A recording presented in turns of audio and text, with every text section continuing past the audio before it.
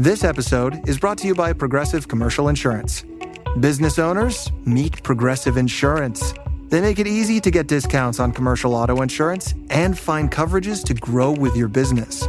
Quote in as little as 6 minutes at progressivecommercial.com. Progressive Casualty Insurance Company. Coverage provided and serviced by affiliated and third-party insurers. Discounts and coverage selections not available in all states or situations. Do you like pina coladas getting caught in the rain?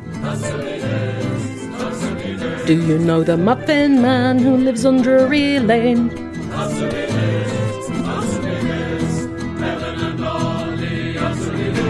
It's fun that we're in our listeners' lives for a long enough time that we can see how many events are happening to them over the years, and we're just still here doing the same old shit. Yeah, you may not realise it, but this whole project was set up actually not as a podcast, but as a developmental psychological exercise to see how you change over the years. It's not about us, it's about you. It's like 7-Up, basically. Yeah, exactly. Or Boyhood.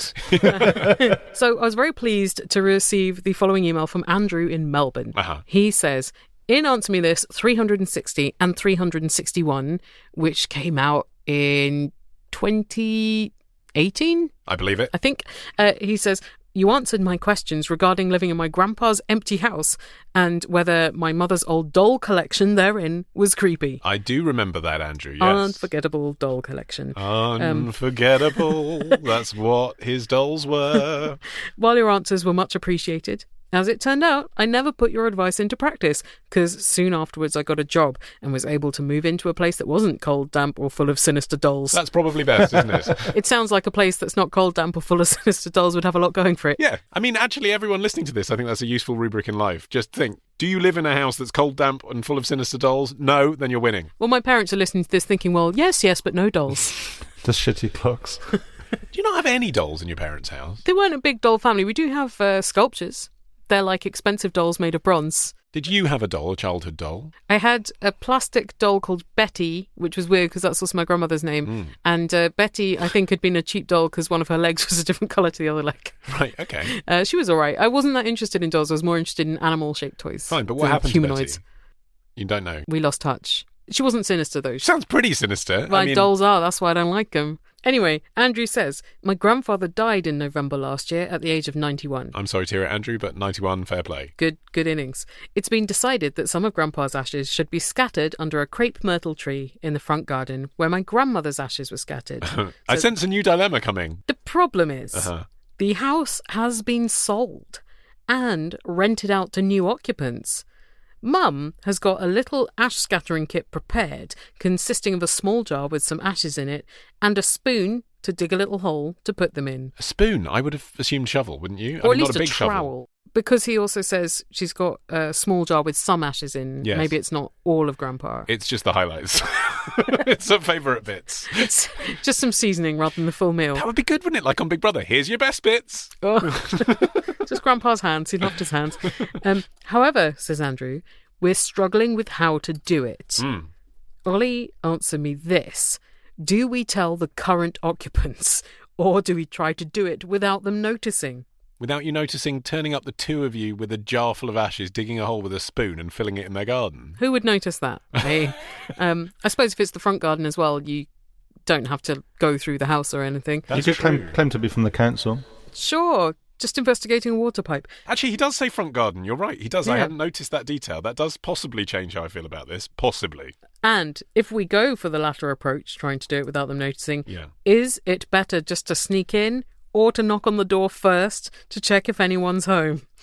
I would appreciate your thoughts on the best way to sneak into someone's front garden to scatter ashes without causing a scene. I think you have to start by asking why it is that you don't want to have the conversation about why you want to do this. Is it because you genuinely think that someone who in any case doesn't own the house, they're renting the house, would really say, oh, for generations your family owned it and your grandma's there, no, absolutely you can't put a spoonful of ashes in our front garden? It's certainly an unorthodox request that you would think would give them enough pause that they wouldn't immediately just slam the door. Or is it that you just don't want to have that conversation?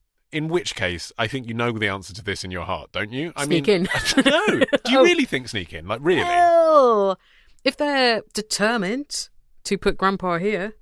No. But, okay, it's a multiple choice thing, isn't it? Or at least one thing leads to another, right? It's that thing of, if you answer this, go to this. If you answer that, go to that. Right. So, I mean, if you knock on the door and you explain the situation and they turn out to be arseholes, then yes, sneak in and do it in the front garden anyway. But don't go with what is the emergency plan as your plan A. What if the people who live there are out? Can they then just go ahead and do it, in your mind? Yes, unless they've got a Ring doorbell and you've got identifying marks. When they check their video footage, they will not know what the hell that is. I think maybe put a note through their door and say you've done it, but that's really weird. Because then you take an agency away from them to say no, which they wouldn't. Like if someone knocked on my door and said, my grandmother lived here for 50 years and I'd like to be able to... It's a bit weird, actually. It is quite weird, isn't it? I think some people, just the idea of death would be unpleasant to them and they would say no. I think that's the danger. I think maybe I've come around to your view of this, Ollie. Knock and ask. And then if they say no or they aren't in, subterfuge. Yeah, fine, okay. But one thought I do have is that your family no longer owns this property. Therefore, it's not assured that the new owners won't just dig up the whole front garden, including the crepe myrtle and your grandparents' ashes. Would it therefore be maybe a more prudent idea to place Grandpa somewhere that you do have access to and will have access to for a long time, rather than on someone else's private property? Well, this is why people do it in public spaces, isn't it? Because they think that's less likely to change. But ultimately, everything becomes a giant fucking Tesco or something, doesn't it? I mean, you can't really stop someone developing it in the future. And when people scatter ashes at sea, I mean, it's just symbolic, isn't it? It's a nice event for the people that are doing it, but it's about to get eaten by a fish, shat at, and, end up washed up on a beach. That's how I want to be remembered, through fish shit. Sarah is from... she's from Minnesota. She says, I'm currently on a work trip to Toronto from Minnesota.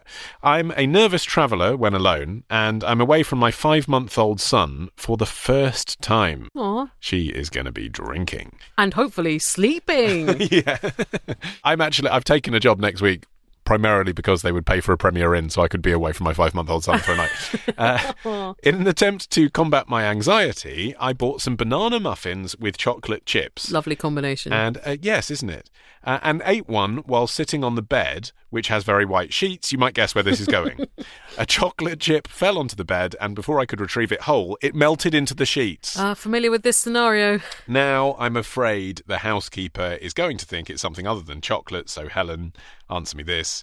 Should I leave a note for the housekeeper letting them know that they need not fear, maybe with a tip, or do I do nothing? What is the best way to handle this embarrassing situation? Do hotel staff care? The stuff they have seen. They see all sorts, don't they? I imagine anyone with any degree of experience in cleaning hotel rooms has learnt to tell the difference between chocolate and a dirty protest. Yes, but the smell would be a giveaway. Yeah, I think that's right, yeah. But the tip, I mean... Yes, can't definitely hurt. give a tip. Exactly. I think if it was one of your bodily excretions, then they do kind of deserve a heads up in case it's somewhat dangerous to them.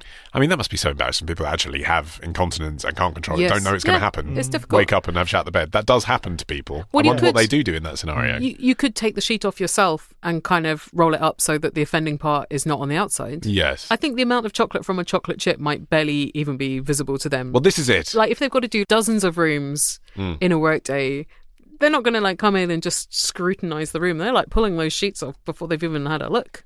I stayed in a B&B once on a farm with my now wife, and for some reason we balanced some nail polish on the top of the bed.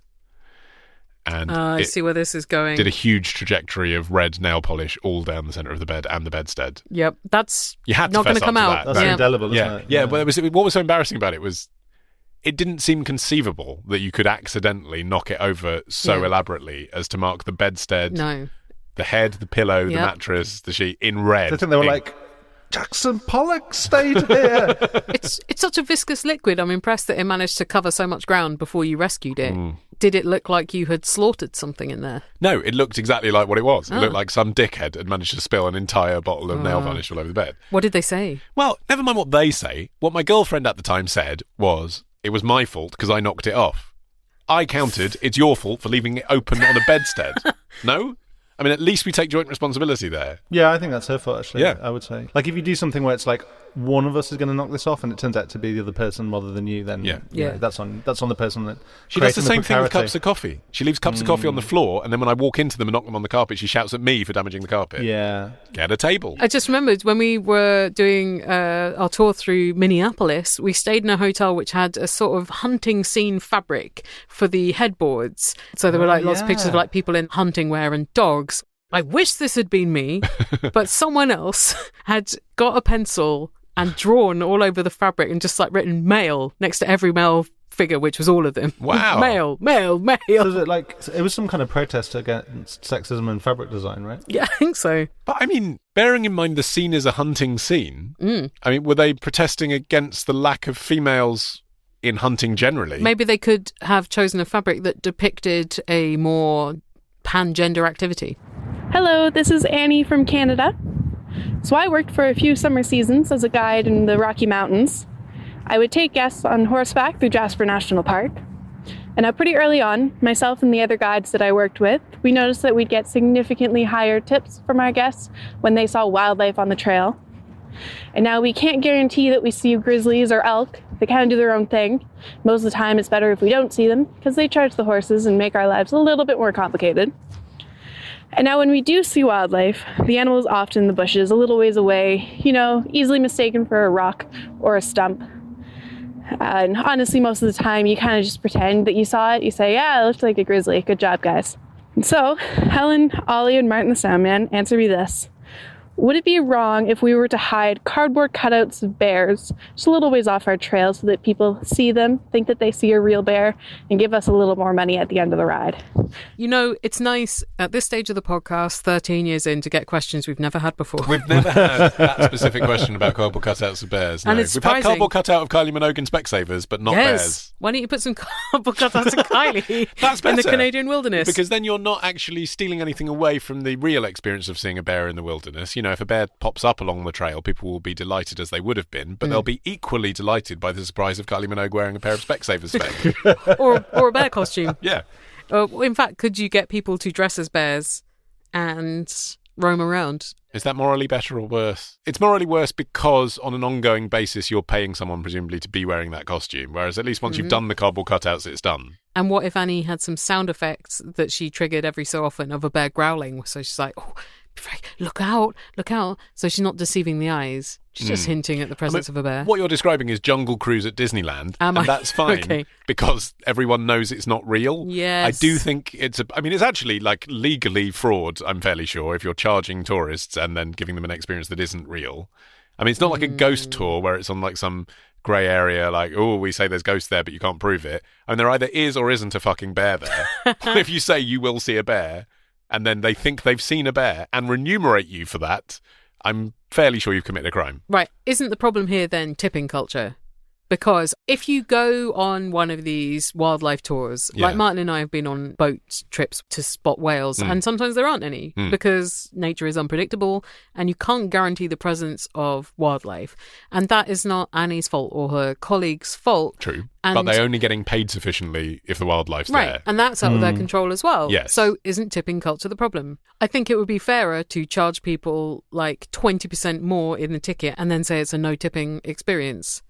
I mean, this is what is great about the Ngorongoro crater in Tanzania, which We'll is take your word for one it. of the places I went when I was 19 and went to East Africa, because it's a natural phenomenon, a crater hole, but because it exists, all of the nature that you want to see on a safari in Tanzania exists within that crater.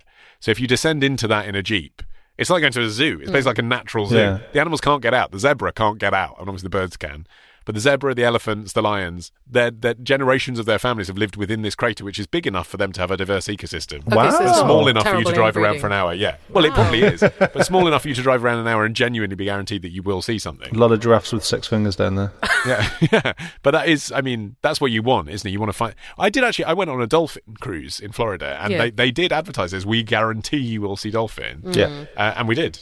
But then maybe it is a case that you get your money back if you actually don't. I mean, they can't guarantee it, can they? There was a trip I saw when we were in New Zealand. There was a trip they offered which was an albatross experience. Oh, yeah. It was apparently amazing. Everyone Go reviewed pecking with albatrosses. it's not the thing people want to see. Maybe they want to see seals or sea lions. They want to go swimming with dolphins. Maybe they want to see whales. But who is trumpeting their albatross experience? I suppose it's exotic, though, isn't it? So I guess the equivalent would be like a robin experience in the British countryside. Well, I don't know if I want to be up close to a bird that has like a 6-foot wingspan. Anyway, despite never having been a dolphin person, I was moved in some strange way. Yeah. I think it's because it was so clear that the dolphin wanted to be by the boat. I suppose it makes them different to other animals, isn't it? They were playing, they were in their wild habitat, they wanted to come and see what we were doing. They were chasing the boat and seeing us. Right. Maybe they've been domesticated by tourists throwing them fish or something, I don't know. Or tips. Yeah. They're in it for the cash as well. It's possible. I mean, in North America, I would not rule anything else. Maybe if you shake some coins near a bear, they'll come and prance. I've got a question. Email your question. Answer me this podcast at googlemail.com. Answer me this podcast at googlemail.com. Answer me this podcast at googlemail.com. This episode is brought to you by Tic Tac. Minty, refreshing, classic. And it's not just the Tic Tac mints. It's the new track by Kanice with beats that'll leave you feeling as refreshed as a Tic Tac and a vibe that'll take you on a ride through 100 layers of flavor. Does it get any fresher than this? Tic Tac, enjoy the bright side. That 100-layer joyride. Pop one, let's paint the town. Freshman flavors all around. Take a ride on a Tic Tac. Pick up a pack of Tic Tac mints today. Here's a question from Zoran, who says, I love figure skating. Who doesn't? And I love watching it in the Winter Olympics. Who doesn't? I mean, if you love figure skating, that's Great the best time place to do watch it. Yeah. Excellent. That being said, I've noticed over the years that the music the skaters do their routines to is often extremely boring or a bit cheesy. I'm not sure Tchaikovsky would agree with you, but fine. But it's often very tinny sounding pop because it's reverberating around a big ice rink, isn't it? Right. It's coming out of a stadium speaker. Yeah. That's not Gershwin's fault. They need to crank up the bass, get them to feel it through the rink. Ollie, answer me this. Who chooses the dancing music? Are there requirements from the Olympics Committee? Do songs ever get vetoed? Do the dancers ever insist on a certain song? Why don't they ever pick anything exciting and fun to dance to? Why not the Venga Bus or something? Can we just check if anyone has ever danced at the Winter Olympics to Venga Bus? I know for a fact no one has. Oh, any Venga Boy songs? No. Not even Boom, Boom, Boom, Boom? I'm afraid not. Oh. But I disagree that they don't pick exciting and fun tracks. I mean, at the last Winter Olympic Games, choices included Back in Black by AC/DC, Wow. Run the World Girls by Beyoncé, That's and a stamping. big band jazz version of Wonderwall by Paul Anka. I mean, I know that those tracks aren't like the most fun and exciting carnival songs, but, you know, if you're thinking about figure skating, which is, as I say, traditionally Tchaikovsky and Gershwin, that is, you know, that's mixing it up, isn't it? Yeah, I was thinking ice dancing, maybe there's a bit more variety because I guess you can interpret the music more in the dance, but yeah, figure skating is quite precise. It's actually more of a tradition in ice dancing. So ice dancing has allowed music with lyrics. That's the issue here. So he's talking about classical music. Right. Ice dancing's allowed music with lyrics since the late 1990s. Yeah. Because of the popularity of things like Dancing on Ice would be the modern version, Disney on Ice, all that stuff. So there was pressure to make it feel a bit more like that. Yeah. If you want people to carry on watching this sport, then you have to somewhat evolve. Yeah, and times several decades before. And crucially, young people to want to do it as well. If it feels more like pop dancing, then they're more likely to want to train to do it. Yeah. So ice dancing's had that for a while. The change in figure skating, which now does allow music with lyrics, as I was suggesting, has actually only... I mean, it's been really recent. So it was at the last Winter Olympic Games because the International Skating Union agreed to do it in 2014, but they said wait until after Sochi because people had already prepared their routines and stuff. So they agreed it in 2014, and then it came into effect at the Winter Olympics of 2018. So the next Winter Olympics in 2022 will be only the second time people have been able to choose music with lyrics, and I think their choices will get more adventurous. That's so incredibly recent. Yeah. I wonder whether there are also restrictions about length, presumably. There are. And also form. I mean, quite boring restrictions that wouldn't normally make their way into an entertainment-based podcast, but they have been on the website. Go on, I'm excited to know. So, for example, all music used for competitive events must be played on high-quality electronic recorders, e.g. MP3 player or similar computer or CD player, one or two of which shall be used during the competition. So you can't bring in a gramophone. You can't use a homemade song. It's got to be a commercially released track. Oh, okay. And it's got to be played through a quality thing. You can't play original music. I wonder why that is. Well, no, I think you could, but you'd have to have it recorded professionally. So Okay. if your mate's in a band and you want to dance their song, that's fine, but it needs to be a licensed track. It's going out all around the world Right. on telly. You can't, I suppose, because they would need the publishing and performance rights or something. I mean, I think the skating union just don't want to battle with PRS, do they? No, They've got it ice does. skating to worry about. Right. It's just surprising to me because everyone's always moaning about what a bad format MP3 is. High quality enough, it seems. Right. You'd think nowadays they'd go AAC at least, wouldn't you? Give them a WAV. It's the Olympics. Also, there is a code of ethics that the International Skating Union has generally about how you behave as an international sports person in a family sport, etc. Which, as far as I know, this hasn't been applied to music choices yet. Are they not all family sports? Yes, basically. But that's why you don't swear when you're throwing a javelin, for example. They're not going to allow ice skating to fuck the police or something like that. Zoran asks, who chooses the track? As far as I can tell, I mean, obviously you might get some quite dominant coaches who insist on choosing the tracks, but generally it's the dancers. They choose the track, the figure skaters themselves. And they seem to like Coldplay a lot. There was a lot of Coldplay at the last Olympics. But the International Skating Union would be able to veto it if it was felt that it breached their code of ethics. So something with swearing in it, or something that they felt had a political message that was not aligned with the Olympics. They could, but haven't yet ever vetoed. What could go wrong, though, is that if you're felt to be dramatically out of line with the reputation of the sport, is you could be deducted points on your performance, which any figure skating athlete would probably not want to take the chance of happening. So in the days before music with lyrics were allowed, if you went ahead anyway and used music with lyrics, you were taking that risk. So in 1988, the former world champion from Canada, Kurt Browning, kept the word tequila in the otherwise instrumental song of the same name. Oh, the tequila. He kept the tequila bit. Fun choice. And that had no points deducted because I guess that was deemed to be essentially an instrumental song. Yeah. But no message, really. Yeah, indeed. But in 2011, the French skater Florent Amodio performed a Michael Jackson medley brazenly with songs, lyrics, the whole bit, knowing that he would get an automatic deduction, but he wanted to make the point and fuck the skating union with their stupid rules. I suppose if you think, well, I'm unlikely to win against this competition anyway, so I'm going to use my platform to make a point. Yeah, and to be broadcast all around the world, being the first figure skater dancing to Michael Jackson. I mean, that's going to... I was about to say going to go viral, but in 2011, I'm not sure really it did, but, Has anyone done one of these competitions to no music, or is that not allowed? That is very, very, very, very much, and I cannot emphasise this enough, Helen, very much not allowed. Whoa. So when you go onto the International Skating Union's website and you look at the regulations around music, the only underlined rule, all programmes must be skated to music. What if it's 4 minutes 33 by John Cage? Oh, yeah, someone should do that. No, I mean... that person would be a wanker, wouldn't it? That person, having spent 10 years training for this moment. But if you got a professional recording, someone doing I don't know, Frere Jacques, with an armpit fart noise. That's fine. Yeah. That's what I want to hear. Although arguably brings the sport into disrepute, so they could still have that veto.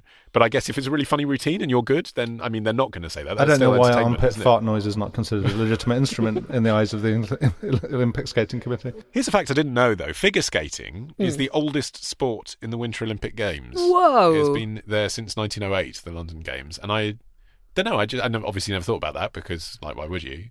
But I guess I would have assumed throwing yourself down a hill on skis, that would have been the oldest one. Difficult in London. Yes, true. So when you say it's the oldest sport, does that mean they had other sports then that are no longer in the Winter Olympics?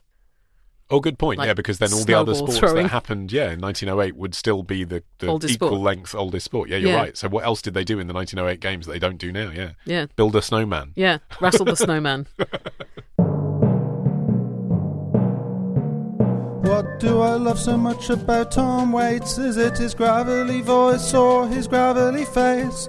Or the instruments he made from metal plates? and an anvil and a saucepan. If you love him so much, then make a podcast about it. I have. Build a Squarespace site so you can tout I him. did. And one day there may be an award even your show can win. It already did. Fuck you both. Our deep thanks to the deep pockets of Squarespace for sponsoring this episode of Answer Me This. Especially as they sponsor the Super Bowl. And Yeah, they don't need us. that might be considered a bigger deal than us. We're an optional add-on. Who's playing our halftime show?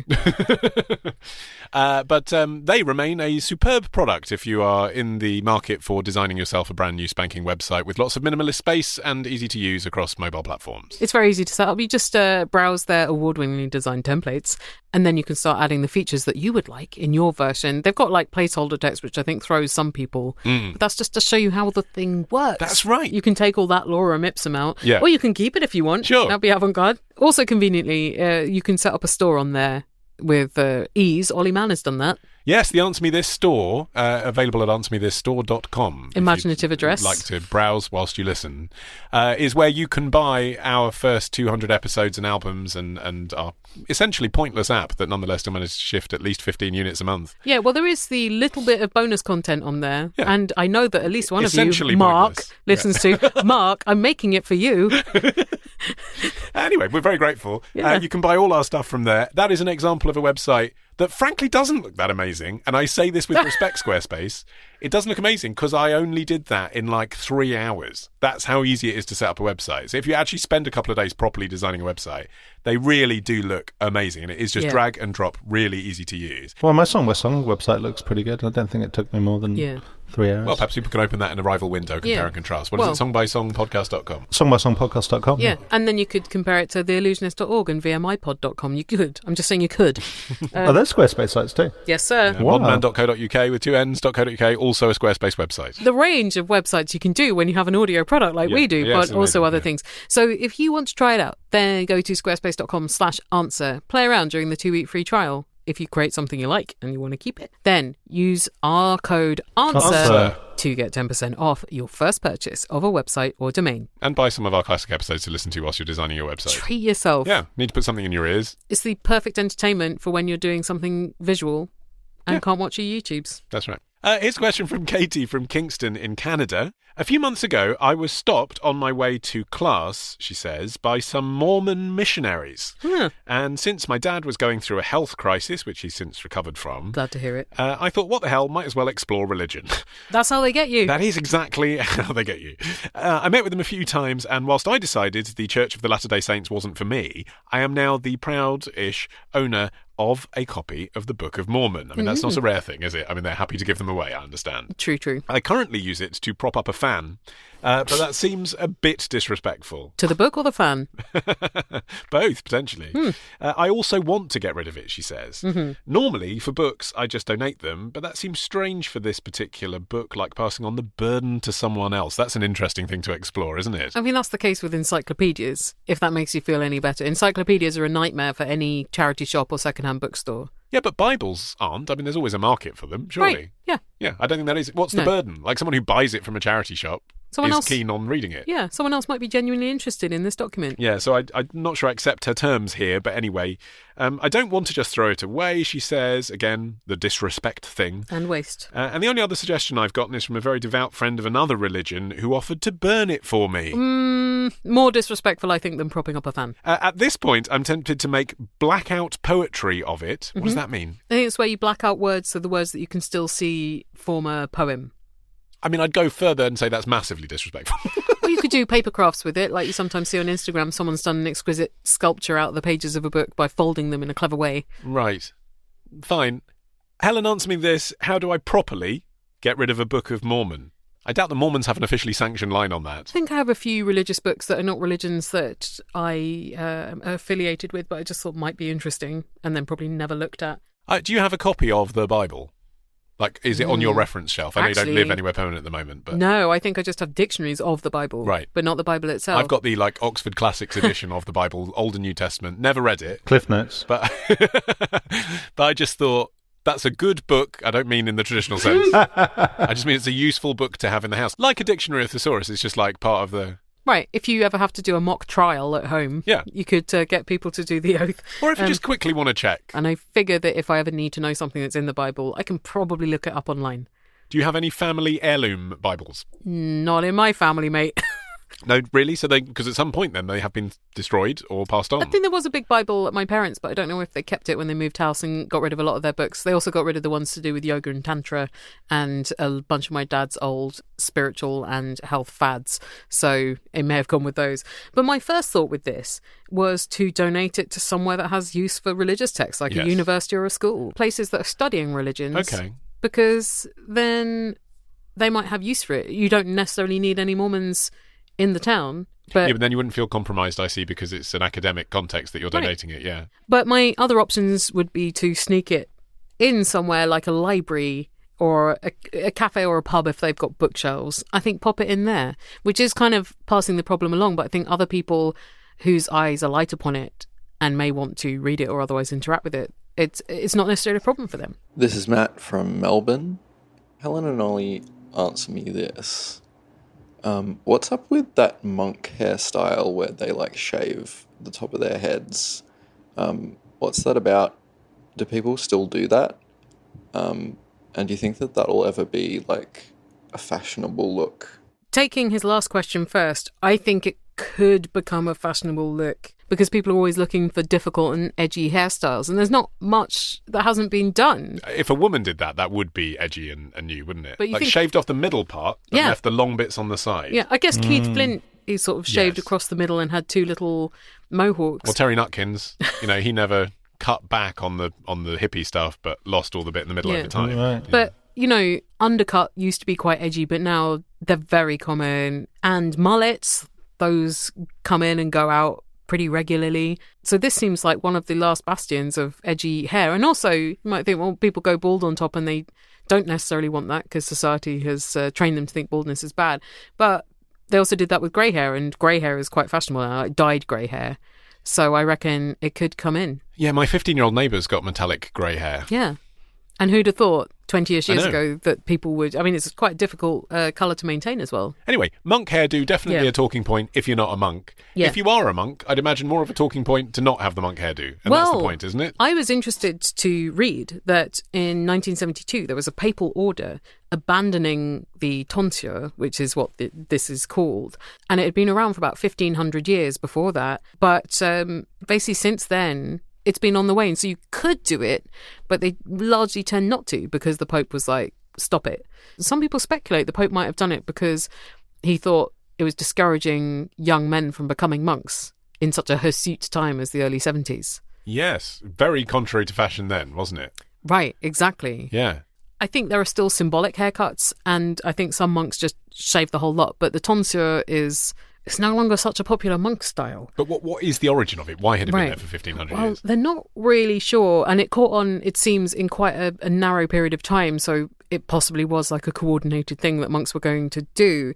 But straight off, it symbolises you are sacrificing vanity for religion. So you're renouncing worldly things. I suppose you're also making a pretty big declaration that you're one of the monks. Yes. More than like wearing a lanyard or something. But that's so extreme compared to... I mean, because obviously, like Muslims and Jews, women cover their hair. Yeah. But to shave it all off, that feels like, I mean, it's a different way of tackling with the same issue. Yeah. Yeah. But it's going beyond concealing beauty and into making yourself conventionally unattractive. That's kind of what that is, isn't it? It's quite a statement. I think a lot of it is about making that statement. And also, when hair was held to be sexual, it was refusing that sexuality and rejecting it. Also, I think often they got the tonsure to mark their entry into monkhood.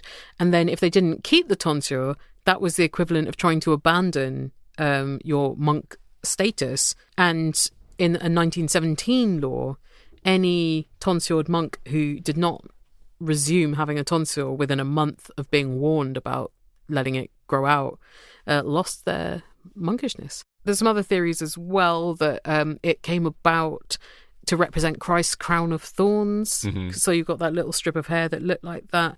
There's some speculation as well by historians that this hairstyle came about because people would shave slaves' heads. Mm-hmm. It's a bit like kissing the feet of the prisoner type thing. Well, it's like declaring yourself as a slave of Christ. Oh, okay. Not necessarily slave of equal God. before God, but slave to God. Very much not equal. Yeah. But there's also different styles of tonsures. So some, they would just shave the whole head. Some, they would do that circular ring of hair around a bald spot. And then there might have been one which was a Celtic one, which was like shaving a strip from ear to ear, like a bald band across your head, or a triangle. But that was banned because I think at the time, and this is like 7th century, Yeah. they were like, well, if people are wearing their hair differently, that indicates that there's multiple religions, got to stop it. Interesting. Young Martin, did every type of hairstyle, didn't he? Did you ever shave completely? No, I didn't. I mean, I certainly went down to like on the clippers where it's like number 0. Where I've there's seen like the photos no and it's haunted me forever. It's not great. If you never went all the way down to the skin. Not like a full razor, no. I had some friends did that, and it didn't look great. Like, I think you've got to have a lot of poise to carry that off. I think of all the haircuts I had, the very, very short, like number 0 cut was the one that my parents disliked most because it reminded them of like Belson and stuff like that. They had these very negative associations of what I thought was like, hey, I'm doing kind of a cool, like slightly clubby cut, and they were just like, you're reminding us of war crime. Yeah, basically. If you don't even know what a question is, then you're probably at the wrong place. 'Cause religion's on godcasts, dogs are on dogcasts, fish are on rodcasts, but we don't do fish. 'Cause on this podcast, you answer me this. Time for a question from Katie in Portland, Oregon, who says, I have a friend who recently started seeing a life coach. This friend does not have a lot of money and often isn't able to go out with friends as a result, but has confided that she's paying her life coach $1,000 a month. I looked up the life coach and she's essentially a really pretty influencer posting selfies and vague uplifting messages on Instagram and her blog with seemingly no qualifications. You're shitting me. There isn't a degree in life coaching. Yet, she's actually managed to convince my friend that $1,000 a month isn't enough for her services, and my friend feels bad she's not paying more. Now, in addition to the life coach, my friend has also signed up for classes with a business coach. Again, just a pretty Instagram influencer with seemingly no qualifications who just posts selfies and shares how she earns $50,000 a month from her clients. By charging them $1,000 a month for life coaching and have 50 clients. That's it. Ingenious. My friend is now emulating these women on Instagram and has started calling herself a coach.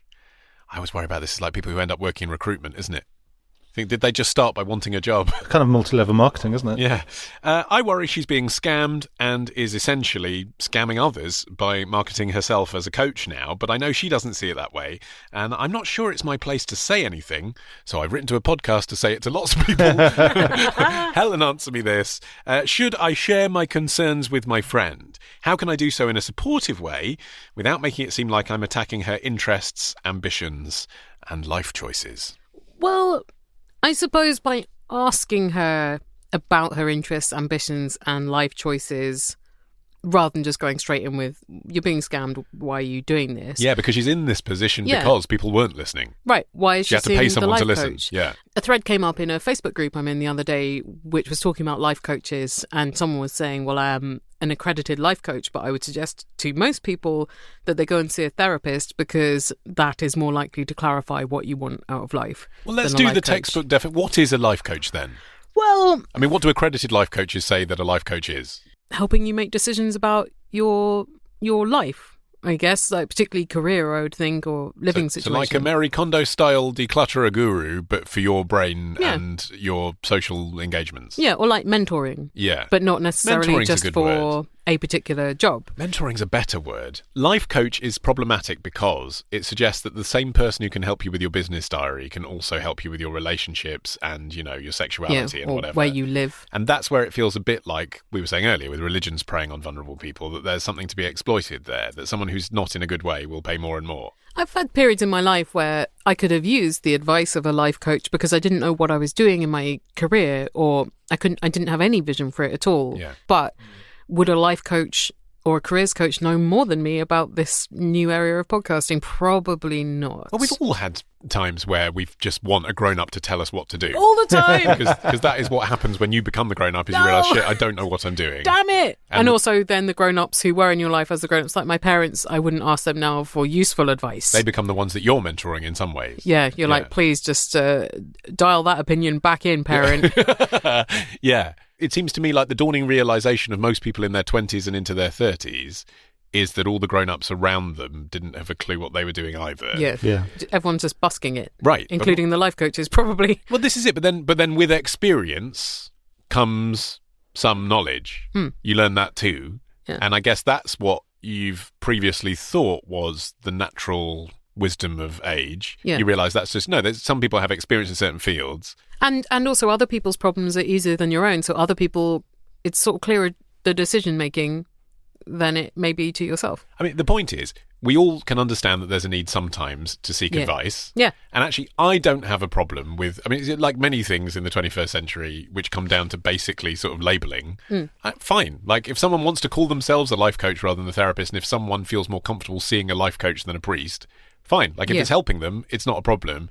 I guess it's when you're talking these sums. There's a lot of jobs where you are that because you kind of self-declare as that, or there is no official accreditation. Like what we do. Like, we didn't have to go through any training to do it. We just did it. But I suppose the difference... we should totally set up an academy. But I suppose the difference with life coaches, and I was thinking like other things that you don't necessarily have to be qualified for, like some alternative therapies, you can just set yourself up. And even counselling, there's not a huge amount of qualification you need to get compared to other forms of treatment.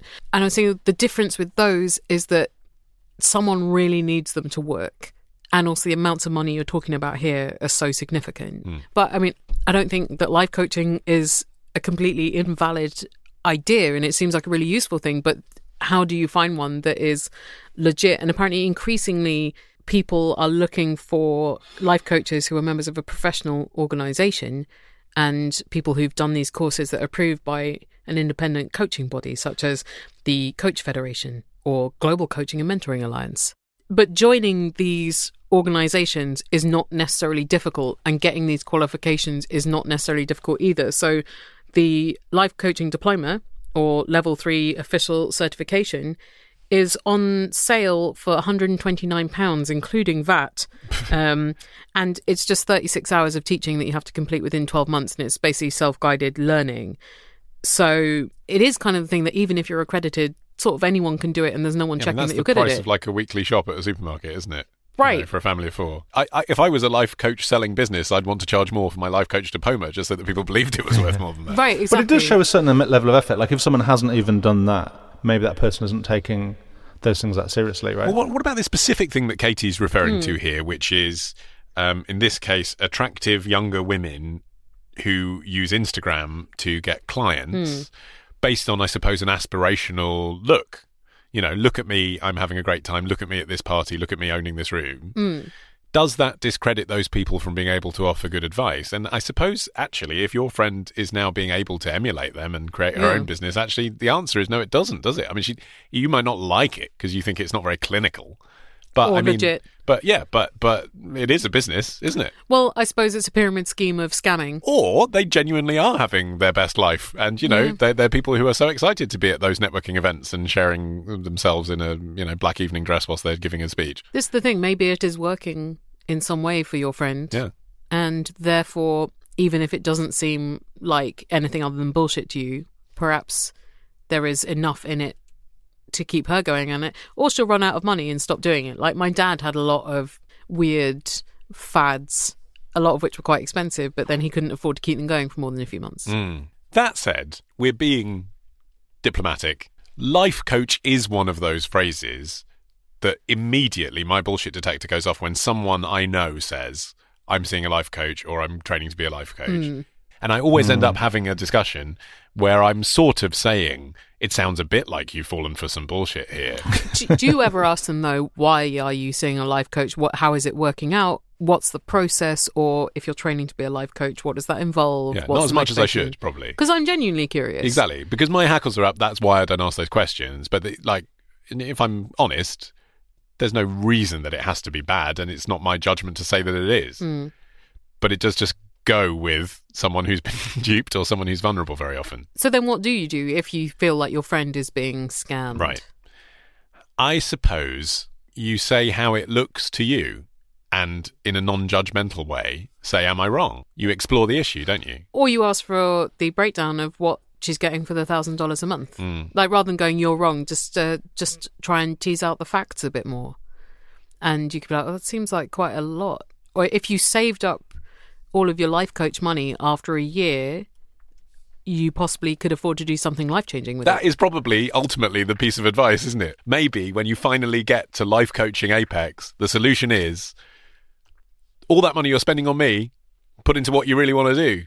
And then you would have a better life. So give your friend a piggy bank and be like, put your life coaching money in this, and then in a year we'll revisit it and you'll have like 12 grand to go and do something incredible. I think there's a bit of an issue here, though, if she's getting bought into not just receiving this wisdom but trying to dispense it herself, that once you start getting into that conversation of like, is this bullshit, like, you're not only questioning her beliefs, you're questioning her business. I think something that could be important, Katie, is to just try to be a good friend, because there's obviously something making your friend see these people, but also if you're critical of what she's doing and how much she's paying, then she'll probably find herself in greater alignment with them than you, because they are accepting of her. And she's in deep. I mean, if it is a fraud, if it is a scam, I made a documentary about psychics recently. This is how it works. You start with a relatively harmless, here's a session for $100. By the time she's even considering paying $1,000 a month to someone plus more to someone else, she's in deep enough that they've already given her the defences to explain why that's the case and a whole new belief system about why it's working, if it's a fraud. They're clever. If they're charlatans, they'll be clever enough, having extracted this money, to have given her the answers to your questions anyway. So I think be very careful about saying things that would alienate your friend further, because she's vulnerable and because you might just send her even more into this, because they are welcoming to her. And her credit card. Right. And maybe try and spend more time with her and find out what's going on deep in her mind. Look after each other and yourselves is basically our final thought here, isn't it? Give us $1,000, please. If you have a question for the next edition of Answer Me This, we don't charge you anything for that. No. We'll mentor you through whatever problem you're experiencing for free. I'm just thinking, though, how much money we would have now if everyone had to give us 10 pence. Yeah, for every question they send in. I know. We'd be so fucking rich. I know. And as ever, if you would like to send us a question, all the contact details are listed on our website, answermethispodcast.com. And you can also find links to our Twitter and our Facebook to be our internet friend, and you can find links to our other work. Ollie, what does February hold in Ollie Man stuff? Yes, I have 5 podcasts. You can discover them all at ollieman.com. But on my monthly magazine show, The Modern Man, this month there's an episode called The Candidate. We have been following, in a documentary style, the general election campaign of Layla Moran MP. Wow. Who, even if you're not interested in politics, you may have come across recently when she became Britain's first openly pansexual politician recently. Yeah. But we talk about what it's like, really, to be a young female Palestinian pansexual MP in 2020, which, is certainly something that people probably don't appreciate, like the stress of standing for public office these days. So if you're interested in that, you can find it at modernmanwith2ns.co.uk. Helen. Well, this month we reached the season finale of the first season of Veronica Mars in our recap podcast, Veronica Mars Investigations. And if any of you have seen that finale of season 1 of Veronica Mars, it is really fucking dramatic. In real life, have you got further than that? Like, have you seen all Veronica Mars, but now you're recapping it? I've seen it before. Are there any episodes you haven't seen? Yes. Right. Because they did an extra season last year, and I've only seen 4 out of 8. And now you're saving that for when you get to it in the podcast? Yeah, I kind of don't feel that motivated to finish it, because I know a lot of people really hate it. Okay, it's probably better that you haven't seen it then. Yeah, it's good when you're doing a TV recap podcast of a show that really went off the boil in its later seasons, that you've got that to look forward to. Yeah. So season 1 of Veronica Mars Investigations is complete, so you can watch the whole of season 1 and listen along to me and Jenny Owen Young's recapping season 1 at vmipod.com. Very fun and interesting times. And also there's The Illusionist at theillusionist.org. Martin! Well, I've got a new single out. It's called Apple Tree. It was written for the podcast The Family Tree. It's based on the oldest written piece of music, which is called the Hurrian Hymn to Nikal, who's a goddess of apple trees and orchards. I wonder if they performed it at the 1908 Winter Olympic Games. They probably did. All of the music is at palebirdmusic.com. Remember as well to subscribe to our show wherever you get your podcasts to get our free retro episode, which you only get by subscribing to the podcast feed in the middle of the month. And it being February, you may want to check out Answer Me This Love as well, our exclusive album about romance and sex and stuff. And then we will be back with a fresh new episode on the first Thursday of March. Bye! Bye.